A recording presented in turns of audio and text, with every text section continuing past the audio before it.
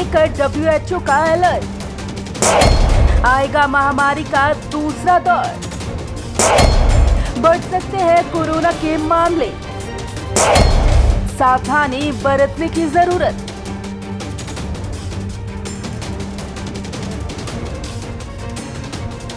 इन दिनों में कहीं न कहीं लोगों को एक उम्मीद है कि अब दिन ठीक हो जाएंगे, कोरोना खत्म हो जाएगा और हम दोबारा से एक आम जिंदगी जिएंगे।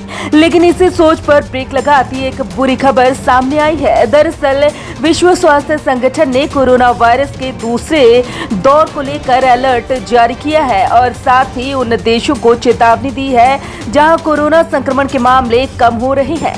WHO के मुताबिक जहां मामले घट रहे हैं वहां ये अचानक बढ़ भी सकते हैं, इसलिए सिर्फ देखते ना रहें। सरकारों को चाहिए कि वो महामारी रोकने के उपायों के साथ तैयार रहें।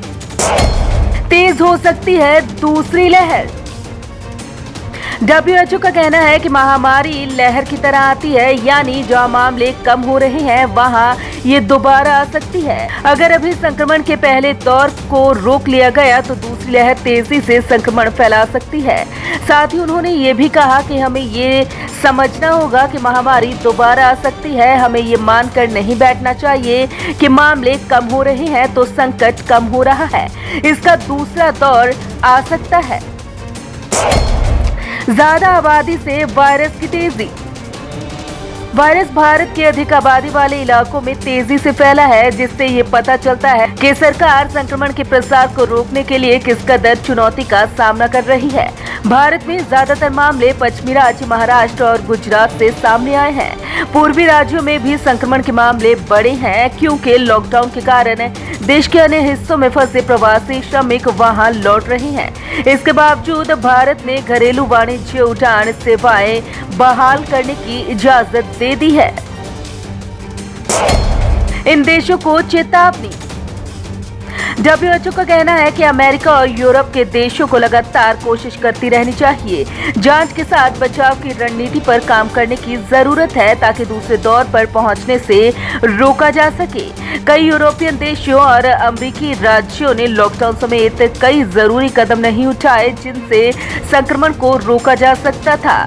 इन देशों ने अर्थव्यवस्था को देखते हुए किया। कोरोना में अर्थव्यवस्था।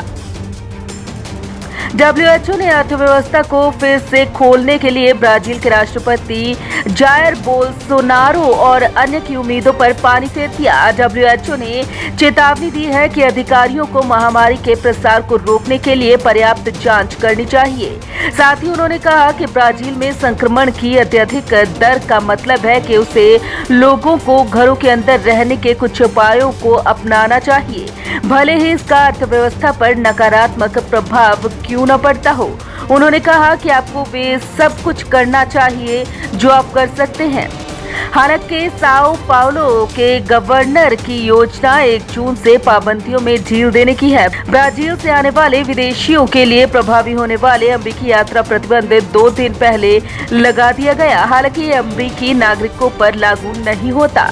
Bureau report, Punjab Kesari group.